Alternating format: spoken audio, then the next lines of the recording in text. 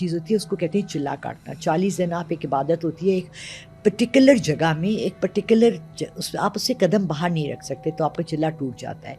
اور وہ بہت مشکل کام ہے, اور وہ اپنے اس جگہ کرنا ہے جہاں کسی انسان کی اپروچ نہ ہو. لوگ قبرستان میں بھی کرتے ہیں, لوگ ایسی سنسان جگہ پہ کوئی ایسا کمرہ جہاں کوئی آتا جاتا نہ ہو. عشاء کی اذان سے لے کے فجر تک آپ نے وہاں بیٹھنا ہے, وہاں آپ کو کوئی ڈسٹرب نہ کرے. سو یہ ایک بہت مشکل کام ہے. نہ میں اس میں کبھی پڑھی ہوں, نہ میں پڑھنا چاہتی ہوں, نہ میں چلا کاٹنا چاہتی ہوں. میرے پاس ویسی ہی اتنی چیزیں ہیں, اگر میں آواز دوں تو آ جاتی ہیں.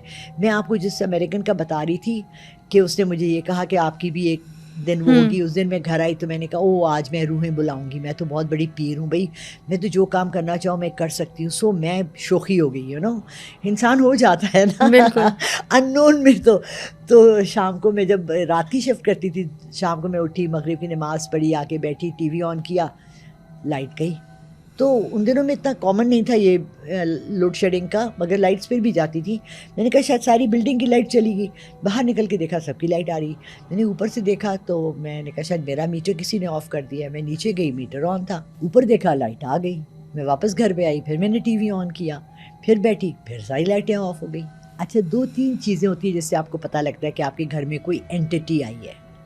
یا تو کانچ ٹوٹتا ہے, کوئی چیز گرتی ہے, یا لائٹس کا آنا جانا ہو.